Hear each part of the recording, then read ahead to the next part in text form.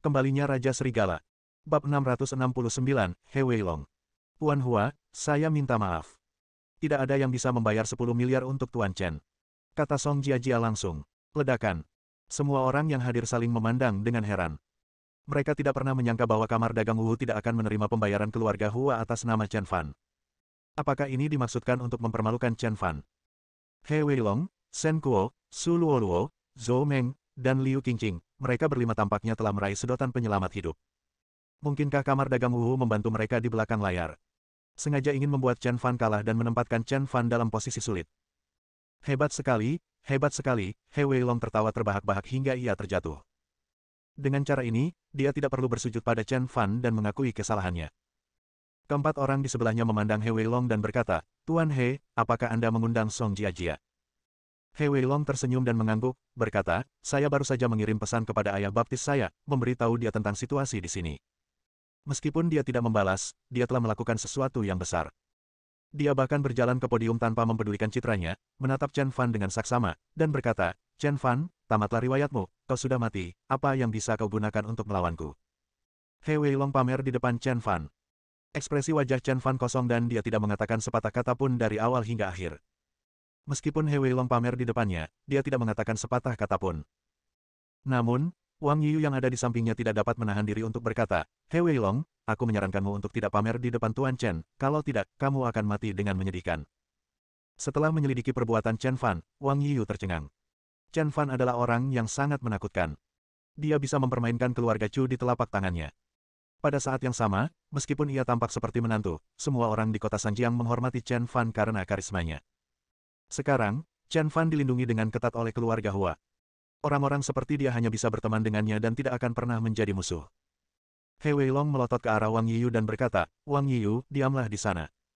Aku akan mengingat bahwa kamu dan ayahmu telah membantu Chen Fan tadi. Aku akan membuat keluarga Wang menyesalinya. Kamu, Wang Yiyu terdiam. Dia mencoba membujuknya dengan kata-kata yang baik, tetapi dibalas oleh He Weilong. Katanya, kalau begitu, kamu boleh melakukan apapun yang kamu mau. Jaga dirimu baik-baik. He Weilong tersenyum, dia menatap Chen Fan dan berkata, menurutku, orang yang perlu menjaga dirinya sendiri adalah Chen Fan. Setelah itu, dia berjalan mendekati Song Jiajia dan berkata dengan arogan, Nona Song, pasti ayah baptis saya yang memanggil Anda dan meminta Anda untuk datang, kan? Song Jiajia mengerutkan kening. He Weilong melanjutkan, bajingan ini. Dialah yang menentang saya di mana-mana dan yang menagih harga di kamar dagang Wuhu. Sebenarnya dia tidak punya uang sama sekali. Dia hanya seorang bajingan miskin dan menantu yang tidak berguna. Mata Song Jiajia menyipit membentuk garis, dan wajahnya penuh kedinginan. He Weilong sama sekali tidak menyadari hal ini. Ia melanjutkan, ayah baptisku memerintahkanmu untuk membunuhnya, jadi apa yang akan kau lakukan? Song Jiajia akhirnya meledak. Dia menendang He Weilong menjauh, siapa ayah baptismu? Siapa dia? Siapa kamu? He Weilong ditendang oleh Song Jiajia yang brutal dan berguling 3 kali sebelum dia berhenti dengan wajah memar. Dia menatap Song Jiajia dengan tidak percaya dan berkata, saya He Weilong, ayah baptis saya adalah Tuan Kiao, keluarga Kiao lah yang menghubungi Anda dan meminta Anda untuk membantu saya menghadapi Chen Fan. Ledakan. Song Jiajia menendang mulut He Weilong lagi, jangan mencoba mendekatiku, aku tidak ada hubungannya denganmu. Pada saat ini, He Weilong tertegun. Alur ceritanya tidak berkembang seperti ini. Seharusnya dia diganggu, jadi dia menelepon ayah baptisnya, dan kemudian ayah baptisnya mengirim beberapa orang kuat untuk membantunya menghadapi orang-orang yang memukulinya. Namun kini ceritanya telah keluar jalur. Jika orang yang dikirim oleh ayah baptis tidak memukul orang lain, dia akan memukulnya. Nona Song, bukankah Anda baru saja mengatakan bahwa keluarga Hua dan keluarga Wang tidak diizinkan membayar 10 miliar untuk Chen Fan?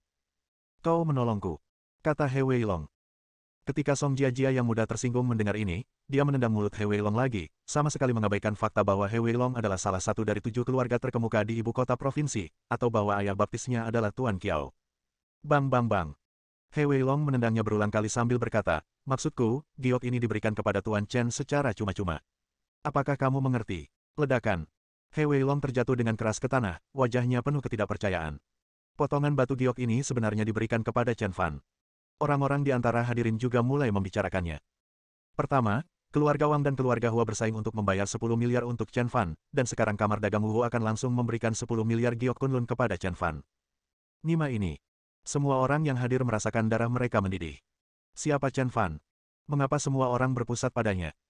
Berkat yang Anda kumpulkan dalam 8 kehidupan tidak sebesar berkat yang diperoleh orang lain dalam 1 hari. Qin Qingyu dan Li Yumo juga tercengang. Li Yumo bahkan menghela nafas, "Nona, apakah aku mengatakan sesuatu yang jahat dan menyakiti seseorang yang seharusnya tidak terluka?" Keluarga Hua membayar Chen Fan, dan kamar dagang Wu membebaskan tagihan untuk Chen Fan. Dia adalah orang seperti itu, tetapi dia hanya menunjuknya dan memarahinya. Hal ini membuatnya gugup tanpa alasan. Qin Qingyu juga terdiam. Dia juga merasa bahwa mereka telah menyinggung seseorang yang seharusnya tidak mereka singgung. Sekarang, saya sangat menyesalinya. Kenapa? Setelah mendengar perkataan Song Jiajia, Tuan Hua Zhenbei yang berada di sebelahnya menatap Song Jiajia.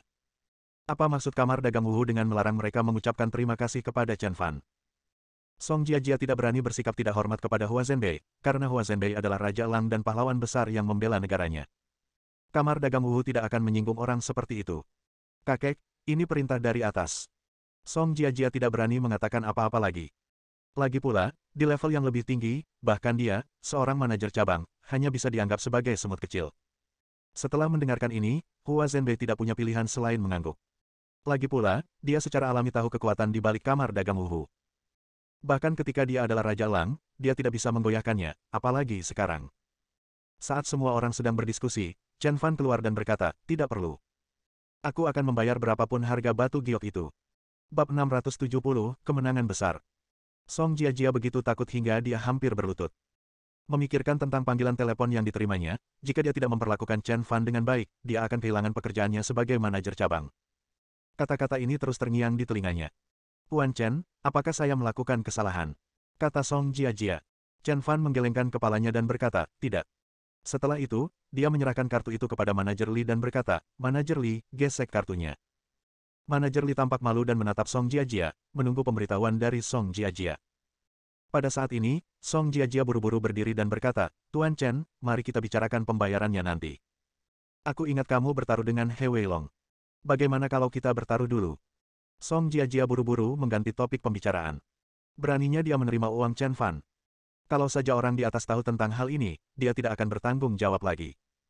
Chen Fan tidak punya pilihan lain selain menyingkirkan kartu itu, menatap He Weilong yang memar dan bengkak, dan berkata, "Kamu kalah." "Ah!" He Weilong berteriak dengan marah. Dia tidak bisa menerima kekalahannya. "Chen Fan, kamu tidak benar-benar ingin aku berlutut dan bersujud untuk meminta maaf padamu, atau menjilati sol sepatumu?" He Weilong menatap Chen Fan dengan dingin. "Saya putra tertua keluarga He, salah satu dari 7 keluarga paling bergengsi di ibu kota provinsi. Saya memiliki keluarga Kiao di belakang saya, dan Tuan Kiao adalah ayah baptis saya." He Weilong mencoba mengancam Chen Fan dengan kata-kata. Namun He Weilong sepenuhnya salah. Pada saat ini, Wang Shouxin buru-buru melangkah maju dan berkata, "Keluarga Wang bersedia sepenuhnya mendukung Tuan Chen." Hua Chengqi juga berdiri dan berkata, "Tuan Chen adalah teman keluarga Hua. Keluarga Hua akan sepenuhnya mendukung Chen Fan." Song Jiajia juga berdiri dan berkata, "Jangan hanya bicara, biarkan keluarga He dan keluarga Kiao Anda datang dan bersaing dengan kamar dagang Wu kami." Ledakan. He Weilong tercengang. Keluarga Wang, keluarga Hua, dan kamar dagang Wu semuanya berdiri untuk mendukung Chen Fan pada saat yang sama. Masing-masing orang ini lebih kuat dari lainnya. Satu-satunya keluarga yang dapat disentuh keluarga He adalah keluarga Wang. Adapun keluarga Hua dan kamar dagang Wu, keluarga He tidak berada pada level yang sama dengan mereka. Sekalipun itu keluarga Kiao, sekalipun Tuan Tua Kiao mengambil tindakan, dia tidak akan berani memusuhi kedua keluarga itu. Hari ini, dia akhirnya gagal dan terkena paku yang keras, dan dia harus meminta maaf kepada Chen Fan. Pikiran untuk harus bersujud pada Chen Fan guna meminta maaf dan menjilati sol sepatunya membuatnya makin kesal. "He Weilong, segera minta maaf kepada Tuan Chen." Wang Shouxin berteriak. "Minta maaf," kata Hua Chengqi dingin. "Aku akan melihatmu meminta maaf," kata Song Jiajia, kepala kamar dagang Wu, sambil melipat tangannya. He Weilong begitu ketakutan hingga ia berkeringat dingin. Sekarang ketiga kekuatan utama menekan dia pada saat yang sama, memaksanya untuk meminta maaf, jadi dia harus meminta maaf. Dia merangkak di depan Chen Fan dan hendak meminta maaf padanya. Pada saat ini, Chen Fan menendang wajah He Weilong. Ledakan. He Weilong berguling dan merangkak keluar lalu jatuh langsung dari podium. Dia menatap Chen Fan dengan marah dan berkata, "Chen Fan, apa yang kamu lakukan?" Chen Fan berkata tanpa ekspresi, "Kupikir kau cukup mampu, tapi aku tidak menyangka kau ternyata begitu lemah. Pergi sana. Aku tidak menerima permintaan maaf dari pemula dan orang-orang yang sakit. Jangan biarkan aku melihatmu lagi." Chen Fan bagaikan gunung Tai yang menjulang tinggi, yang tidak dapat dinodai. Dalam sekejap, seberkas cahaya melintas di dahi Chen Fan, dan dia langsung menjadi tinggi dan perkasa. Semua orang terpesona oleh aura Chen Fan yang mengagumkan dan tidak bisa mengangkat kepala. Namun wajah He Weilong penuh dengan kehinaan. Dia menderita penghinaan besar. Pipinya memerah saat ini. Penghinaan yang dialaminya karena Chen Fan tidak membiarkannya meminta maaf lebih besar daripada memintanya meminta maaf atau bahkan menjilati sepatunya. Dia meninggalkan pelelangan itu dengan perasaan malu, tetapi matanya dipenuhi dengan rasa dingin. Dia tidak dapat menelan penghinaan ini. Dengan kepergian He Weilong, Chen Fan juga memperoleh Kunlun Jade. Lelang berakhir dan semua orang bubar. Chen Fan juga dibawa ke ruang konferensi oleh Song Jiajia. Bahkan tokoh seperti kakek Hua dan Hua Chengqi tidak dapat memasuki pertemuan tingkat ini. Mereka tidak punya pilihan selain pergi dengan malu. Lagi pula, kamar dagang Wuhu di ibu kota provinsi hanyalah sebuah cabang. Mereka mungkin setara dengan Song Jiajia, tetapi mereka sama sekali tidak memiliki kualifikasi untuk bersaing dengan orang-orang yang tingkatnya lebih tinggi. Pada akhirnya, kelompok itu tidak punya pilihan selain pergi. Nona, Tuan Chen sudah pergi dengan Nona Song. Ayo pergi. Dia tidak akan pergi ke sini. Sinar cahaya terakhir padam, dan pelelangan yang ramai tadi langsung kosong dalam sekejap. Hanya Qin Qingyu yang masih berdiri di aula. Li Yumo di belakangnya berkata. Namun, Qin Qingyu menatap ke tempat di mana Chen Fan pergi dan tidak bereaksi untuk waktu yang lama. Nona. Li Yumo meninggikan suaranya. Qin Qingyu akhirnya bereaksi. Nona, Tuan Chen pergi bersama Nona Song, dan kami tidak sabar menunggunya di sini. Kata Li Yumo. Qin Qingyu kemudian dengan enggan melihat ke tempat di mana Chen Fan pergi, lalu berbalik dan pergi sambil ditutupi debu. Ketika dia berbalik, dia seperti kehilangan sesuatu dan merasa sangat tidak nyaman. Rasanya seperti Anda sedang tidur nyenyak dan bermimpi indah, lalu tiba-tiba Anda terbangun, tetapi Anda berusaha mati-matian untuk menemukan mimpi itu di kedalaman ingatan Anda. Namun, sekuat apapun Anda berusaha, Anda tidak dapat menangkap mimpi itu, Anda tidak dapat melihatnya, Anda tidak dapat menyentuhnya, dan yang tertinggal hanyalah penyesalan mendalam di hati Anda. Dia sudah pergi, dia benar-benar pergi. Qin Qingyu mendesah dalam hatinya, awalnya, dia ada di sampingku, sangat dekat denganku, tetapi aku merindukannya. Sekarang ketika aku menyesalinya, aku mendapati bahwa dia telah pergi jauh. Bab 671 Ling Xixi. Song Jiajia membawa Chen Fan ke kantor kamar dagang Wuhu. Kantornya didekorasi dengan indah, rapi dan bersih, dan ada buket bunga yang memancarkan aroma samar. Jelas bahwa ini adalah kantor Song Jiajia. Tuan Chen, seseorang ingin menemui Anda sendirian. Kata Song Jiajia. Chen Fan masuk ke kantor, Song Jiajia berdiri di pintu dan menutupnya dengan lembut. Pada saat ini, seorang wanita muncul di layar besar di kantor. Wanita itu mengenakan setelan jas berwarna merah muda, anggun, elegan, dan anggun. Kata-kata indah apapun yang digunakan untuk menggambarkannya sulit menggambarkan temperamennya, kecantikannya tidak dapat digambarkan dengan kata-kata, karena dia berada di luar jangkauan kata-kata apapun. Ketika Chen Fan melihat wanita ini, dia tertegun selama 3 detik. Setelah beberapa lama, dia perlahan duduk dan menatap wanita di layar. Ling Xixi, lama tidak bertemu. Chen Fan berinisiatif untuk menyapanya. Dia mengenal pria ini. Ketika Ling Xixi bertemu dengan bajak laut dan meminta bantuannya, dia telah menyelamatkannya. Ketika bajak laut menghancurkan kapal, dia dan Ling Xixi bertahan hidup di pulau terpencil itu selama setengah bulan. Setengah bulan ini, Chen Fan menahan diri dan tidak memikirkan apa yang telah terjadi dalam setengah bulan terakhir. Fan, aku tidak melihatmu selama 1,5 tahun, dan kamu menjadi jauh dariku. Dalam video tersebut, ketika wanita itu melihat Chen Fan, rasanya seperti melihat pacarnya yang sudah lama tidak dia temui. Bahkan ada air mata di matanya. Merindukannya adalah semacam rasa sakit. Dia menahan rasa sakit ini selama 1,5 tahun, lebih dari 500 hari dan malam. Sekarang, ketika dia melihat Chen Fan, dia langsung menangis bahagia. Chen Fan terdiam. Ling Xixi melanjutkan, setelah kita berpisah di pulau terpencil, kau menghilang tanpa jejak. Aku menggunakan segala macam cara untuk mencarimu, tetapi kau seakan menguap dari muka bumi, meninggalkan duniaku sepenuhnya. Baru saja, Kamar Dagang Wuhu Provinsi Beiyun memeriksa informasi identitas Anda dan mendapat peringatan. Saya baru tahu bahwa Anda sebenarnya berada di Provinsi Beiyun. Tahukah Anda? Ketika saya mendengar tentang kedatangan Anda di Provinsi Beiyun, saya sangat gembira hingga saya meninggalkan semua rapat, acara sosial, dan pekerjaan saya. Saya menunggu Anda di depan layar selama 1 jam. Selama jam ini, aku sangat gembira. Aku berkata pada diriku sendiri berkali-kali bahwa aku akan segera bertemu denganmu. Aku akan segera bertemu denganmu. Sampai sekarang, akhirnya aku melihatmu, jantungku masih berdetak, napasku masih cepat, aku belum pernah mengalami kebingungan seperti ini, atau kegembiraan seperti ini, kata Ling Xixi. Jika mengingat kembali saat kita terdampar di pulau terpencil, aku sangat menyesalinya sekarang. Aku menyesali mengapa tim penyelamat datang begitu cepat, dan mengapa aku hanya berada di pulau terpencil bersamamu selama 15 hari. Jika aku diberi pilihan lain, aku akan. Sebelum Ling Xixi bisa menyelesaikan sisa kata-katanya, Chen Fan tiba-tiba memotongnya. Ling Xixi, Sudah berkali-kali aku katakan padamu bahwa aku sudah punya keluarga. Aku punya istri dan anak-anak. Saat itu aku tidak punya pilihan. Kalau kamu tidak diracuni oleh bajak laut, aku tidak akan melakukan itu. Saat itu, kecantikan Ling Sisi juga membuat para perompak tak bisa berhenti. Mereka tidak hanya menjarah kekayaan Ling Sisi, tetapi juga menginginkan kecantikannya. Ling Sisi melawan dengan putus asa dan menolak untuk menyerah. Para perompak tidak punya pilihan selain menggunakan racun cinta padanya. Sebelum para perompak berhasil, Chen Fan tiba lebih dulu. Setelah menyelamatkan Ling Sisi, dia hendak mendetoksifikasinya, tetapi bajak laut tiba-tiba menenggelamkan kapal. Chen Fan dan Ling Sisi terdampar di pulau terpencil. Racun cinta Ling Sisi masih ada di sana, tetapi Chen Fan tidak memiliki jarum perak untuk mengeluarkan racun itu darinya. Yang terburuk adalah jika racun cinta tidak dipaksa keluar atau dilepaskan, Ling Sisi kemungkinan besar akan mati. Tanpa jarum perak, Chen Fan tidak punya pilihan selain memilih yang terakhir. Setelah malam itu, dia merasa bersalah terhadap Xia Simo, dan terlebih lagi terhadap Ling Sisi, karena saat itu adalah pertama kalinya bagi Ling Sisi.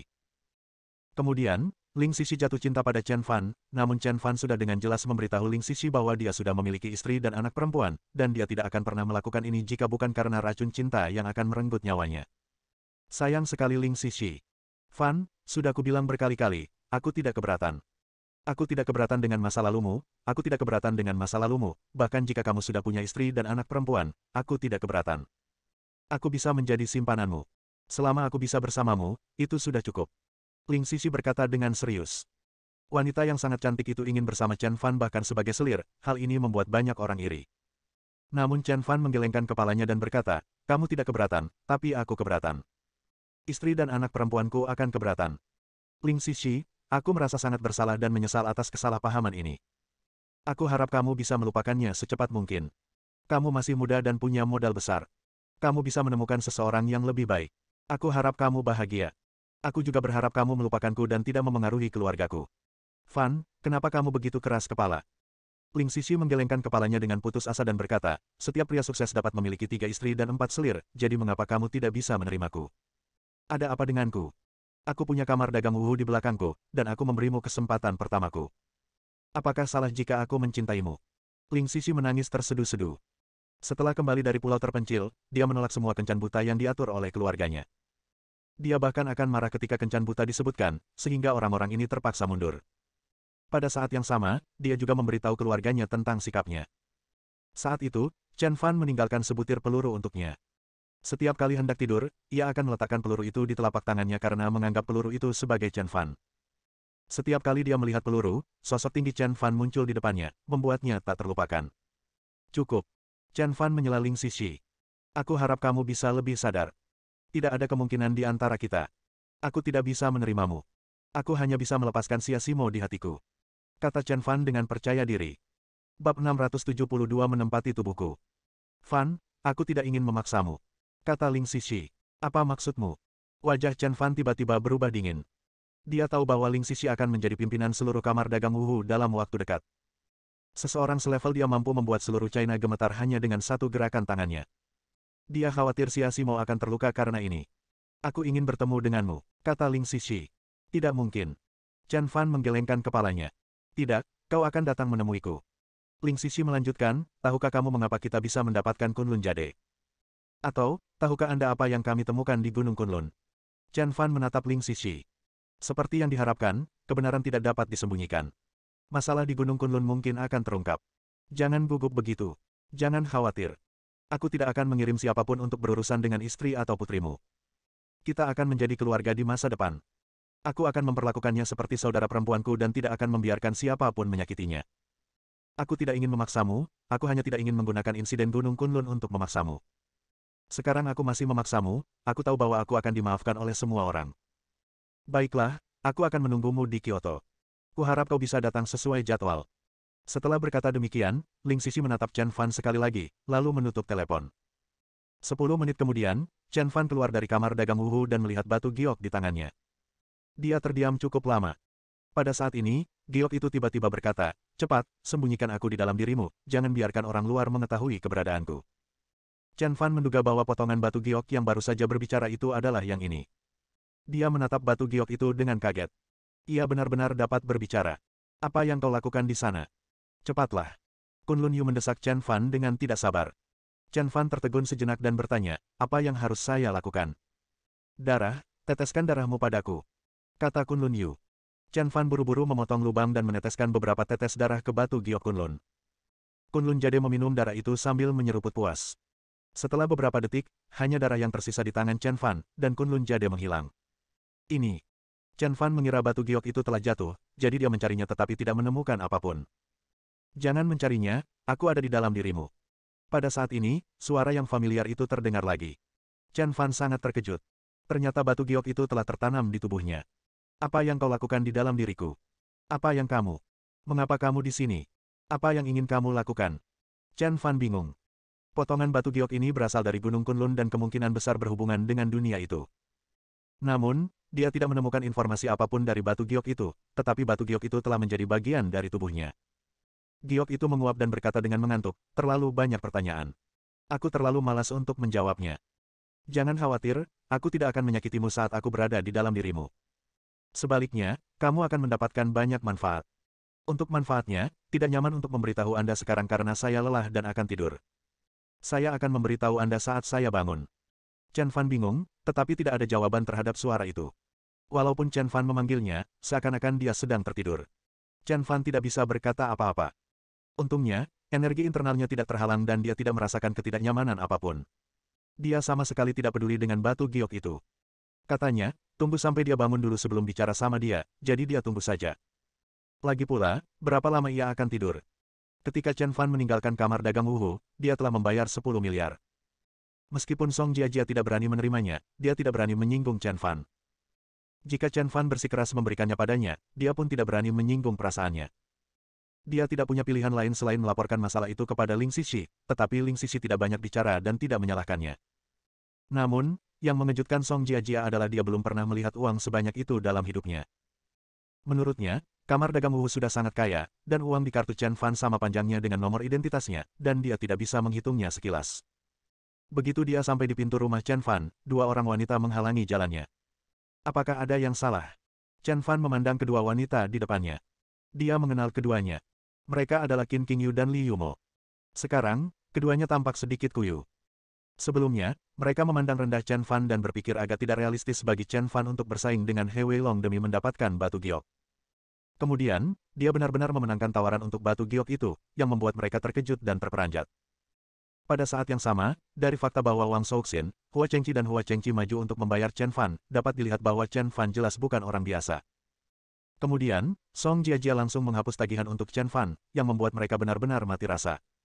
Mereka tahu bahwa mereka telah menyinggung seseorang yang seharusnya tidak mereka singgung. Li Yumo adalah orang pertama yang maju, menundukkan kepalanya dan meminta maaf kepada Chen Fan. Tuan Chen, maafkan saya telah lalai dan meremehkan Anda tadi. Saya minta maaf kepada Anda dan menebus kesalahan saya.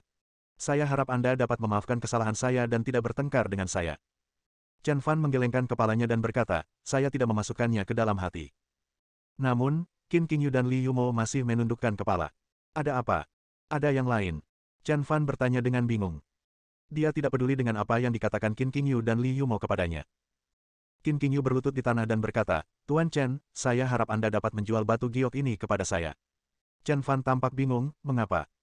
Li Yumo, yang berdiri di sampingnya, juga berlutut dan berkata, Tuan Chen, begitulah adanya. Ayah Nona, lelaki tua dari keluarga Qin, tiba-tiba jatuh sakit parah dan tidak dapat disembuhkan setelah menjalani perawatan yang lama. Kita membutuhkan batu giok ini untuk mengobati lelaki tua itu. Itu benar. Qin Qingyu berkata, sekarang ayahku telah jatuh, pertemuan 7 keluarga besar sudah dekat. Keluarga He, Shen, Chu, Zhou, dan Liu telah bersatu untuk menghadapi keluarga Qin. Sulit bagiku untuk menghadapinya. Saya harap Tuan Chen dapat menjual batu giok ini kepada saya. Chen Fan memahami niat mereka dan berkata, maaf, saya tidak bisa memberikan Anda batu giok ini. Ledakan. Mereka berdua tercengang.